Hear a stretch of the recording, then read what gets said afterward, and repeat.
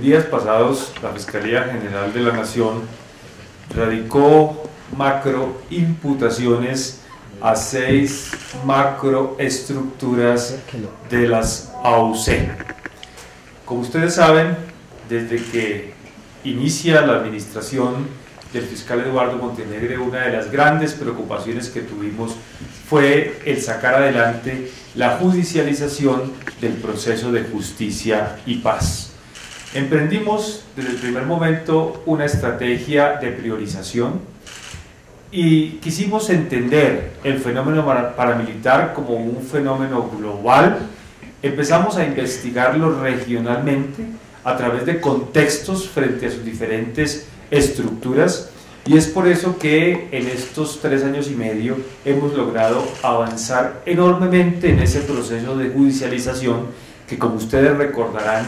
se nos decía al comienzo de esta administración que iba a durar 100 años, al margen de todas las dificultades que se habían estado teniendo. Y por eso fue que en los días pasados se radicaron estas 6 macroimputaciones contra 6 macroestructuras que podríamos decir sin ningún miramiento se constituyen en el inicio del cierre adecuado al proceso de justicia y paz. En esta imputación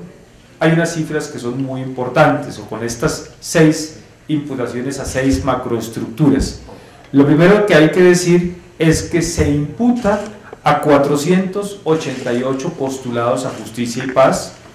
por cerca de 19.000 hechos delictivos cometidos por las autodefensas, y en los cuales se vieron afectados más de 64.000 víctimas. Es decir, con estas macroimputaciones protegemos los derechos de las víctimas a la verdad, a la justicia y a la reparación a más de 64.000 víctimas directas e indirectas. Con la imputación comienza el proceso formal de judicialización ante los magistrados de justicia y paz, es decir, esto sale de la Fiscalía e ingresa a la competencia de los magistrados de justicia y paz, quienes van a tener no solo ya delitos individuales cometidos, sino patrones de macrocriminalidad esclarecidos, de manera que se va a posibilitar la intervención de las partes en las audiencias públicas para conocer la verdad de los hechos, para establecer la responsabilidad de los postulados y, por supuesto, para que las mismas víctimas tengan la posibilidad de preguntar por lo que consideren es necesario para satisfacer sus derechos. ¿Cuáles son las macroestructuras que fueron imputadas? Primera, el bloque Central Bolívar, el bloque Elmer Cárdenas, Frentes Costanero, Dabeiba y Tanela y Héroes de Boyacá, el bloque Centauros, Frente Sumapaz, Guavío, Héroes de San Francisco, Capital e Independientes de San Martín, Autodefensas Campesinas de Puerto Boyacá, Autodefensas Campesinas de Cundinamarca y la macroestructura de Mancuso, la cual incluye el bloque Resistencia Tayrona, el bloque Córdoba y el bloque Norte. Entre los máximos responsables que fueron imputados dentro de estas macroestructuras y que se encuentran, como les digo, en etapa de cierre, se pueden relacionar las siguientes personas: Salvatore Mancuso Gómez, alias el Mono Mancuso; Iván Roberto Duque Gaviria, alias Ernesto Báez; Freddy Rendón Herrera, alias el Alemán; Miguel de Jesús Piraván, alias Jorge Pirata; Arnubio Triana Maecha, alias Botalón; Hernán Giraldo Cernas, alias el Patrón; y Luis Eduardo Cifuentes Galindo, alias el Águila. ¿Cuáles son los hechos emblemáticos que todos sabemos que sucedieron, pero que no se habían imputado y que terminan siendo imputados en estas macroimputaciones? Por ejemplo, del bloque Central Bolívar se imputan casos de empalamiento, desaparición forzada, tortura y secuestros ocurridos sobre todo en el departamento del Putumayo, en el municipio de San Miguel, Inspección La Dorada, el 28 de diciembre del año 2000. También la incursión en la inspección La Dorada de Putumayo el 21 de septiembre de 2000, donde más de 30 personas desaparecieron y cerca de 300 fueron objeto de desplazamiento forzado. Frente al bloque Elmer Cárdenas, imputamos el desplazamiento de la masacre de Bojayá en mayo del 2002, del bloque Centauros, la masacre ocurrida el 17 de febrero de 2001 en el barrio Caracolí, Altos de Cazucá, del municipio de Soacha, cuando fueron asesinados los jóvenes Elber Adrián Bueno Lopera, Adonai Vargas Ardila, Dalavier Cubillos Lesma, John Alexander Cepeda Franco y Leonardo Rodríguez. Frente a las autodefensas campesinas de Puerto Boyacá se imputó la desaparición forzada de 2 funcionarios del Cuerpo Técnico de Investigaciones de la Fiscalía de Bucaramanga en la región de Chucurí, en Santander. También la desaparición forzada con participación de miembros del Ejército, de los investigadores del CTI de Bucaramanga, Alirio Achipís, Antonio Contreras Calderón y el menor Roberto Quiñones Molina en San Vicente de Chucurí el 22 de junio del 94. Frente al bloque Cundinamarca, el caso de mujeres campesinas y lideresas de los sectores de influencia de este bloque, víctimas de violencia sexual y otras formas de violencia basada en género, debido, como se sabe, al dominio que tenían estos paramilitares en esta región. Hemos intentado ubicar aproximadamente 15 casos en los que nosotros hemos realizado un abordaje interinstitucional para la investigación. Es decir, hemos querido que en estos casos de violencia sexual la investigación o todo el abordaje del caso no solo se haga de parte de la Fiscalía, sino con otras instituciones. ¿Por qué es importante todo esto? Les decía, porque con esto estamos cumpliendo la estrategia de priorización que nos propusimos desde el primer momento para sacar adelante el proceso de justicia y paz. Y quisiera darles un par de cifras. Con estas imputaciones de cierre que estaban previstas para 2015 y que las pensábamos hacer, como lo hemos hecho a finales de este año, estamos teniendo más de 18.000 hechos imputados, postulados 488 y más de 64.000 víctimas a las cuales les son garantizados esos derechos a la verdad, a la justicia y la reparación.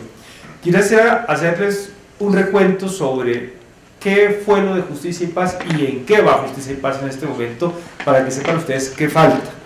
Primero, tener claro que los postulados a Justicia y Paz fueron 4.408 personas. De esas 4.408, más de 2.500 personas han sido solicitadas en exclusión, es decir, fueron personas que se acogieron como postulados a Justicia y Paz, pero que incumplieron sus compromisos, los requisitos de elegibilidad para pertenecer a la Ley de Justicia y Paz, y esos más de 2.500 o ya fueron excluidos,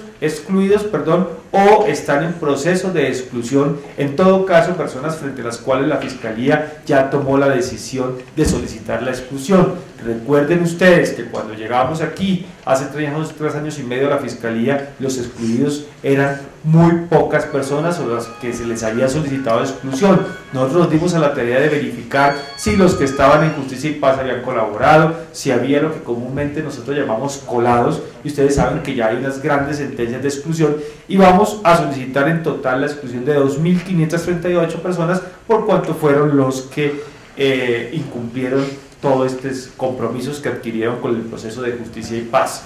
Nos quedan 1.870 entonces postulados a judicializar en Justicia y Paz, y de eso tenemos 990 ya imputados, es decir, que nos quedan aproximadamente 880 postulados aún por imputar. Pero quiero decirles que frente a estos que faltan, el procedimiento pues va a ser mucho más celero. ¿Por qué? Porque la estrategia fue primero hacer unas macroimputaciones a los máximos responsables y al resto de miembros que se acogieron a Justicia y Paz, que no son máximos responsables. Frente a ellos se va a utilizar la herramienta consagrada en la Ley 1592 de 2012, que es la terminación anticipada del proceso por aceptación de cargo. De manera que creemos nosotros que vamos en los próximos años, yo no quiero pues dar una cifra, pero en los 4 o 5 años próximos seguramente se va a dar el cierre completo del proceso de Justicia y Paz, que, como les digo, cuando llegamos a la Fiscalía en esta administración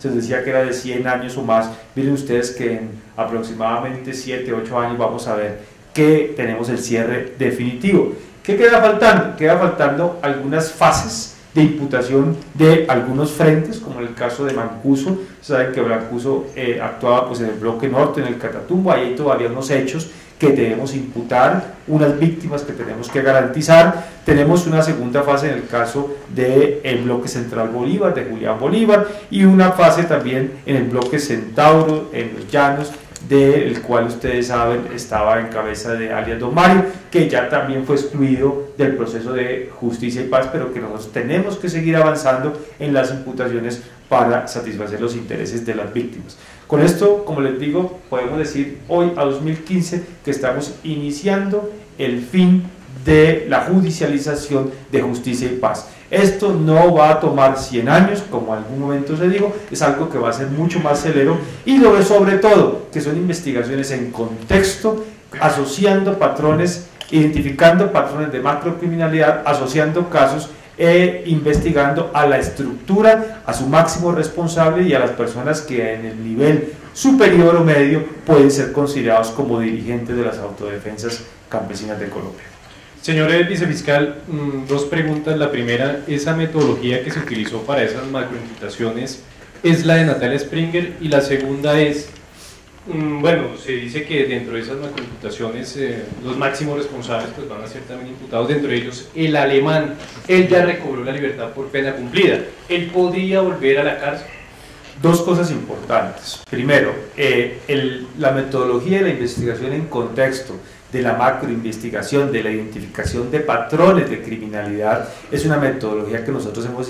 venido utilizando desde el principio en la Fiscalía. Es decir, esto no tiene nada que ver directamente con que sea una metodología inventada o diseñada por un contratista, es algo que nosotros en la Fiscalía hemos venido implementando. Lo que pasa es que en todo este proceso, en las diferentes direcciones, ha participado en muchos casos la contratista precisamente para el soporte de la correcta realización de los patrones y sobre todo, como lo hemos venido diciendo en repetidas ocasiones, a través de la utilización de otra metodología diferente a esta que tradicionalmente utiliza la Fiscalía, que es la cualitativa, y donde ella ha aportado, donde el equipo de trabajo ha aportado una investigación cuantitativa, es decir, la utilización de nuevos métodos de la estadística, del cálculo actuarial, etcétera, para develar diferentes patrones delictivos. Ahora, frente a la segunda pregunta, muy importante lo que usted plantea,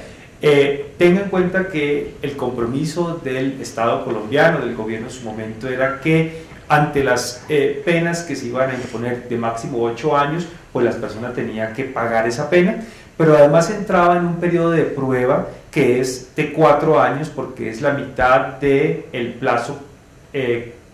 por el cual la persona fue condenada. Es decir, que a pesar de que estas personas han recobrado la libertad, o algunas de estas personas ya han recobrado la libertad porque han pasado los 8 años, es importante que sigan colaborando o que sigan vinculados a estos procesos de macroimputación, porque está en juego, por decirlo así, el cabal cumplimiento de las obligaciones dentro del periodo de prueba, que se empieza o que han empezado a gozar una vez recobren su libertad, que es, como les digo, de 4 años. Por supuesto que aquí en estos casos ya la persona no volvería a prisión porque ya ha cumplido con sus compromisos de justicia y paz si la persona no ha sido solicitada en exclusión. Pero lo importante de esto es que aquí lo que está garantizándose son los derechos de las víctimas a que se les diga exactamente qué fue lo que pasó en hechos como los que les mencioné sobre los diferentes bloques. Son hechos que no son hechos,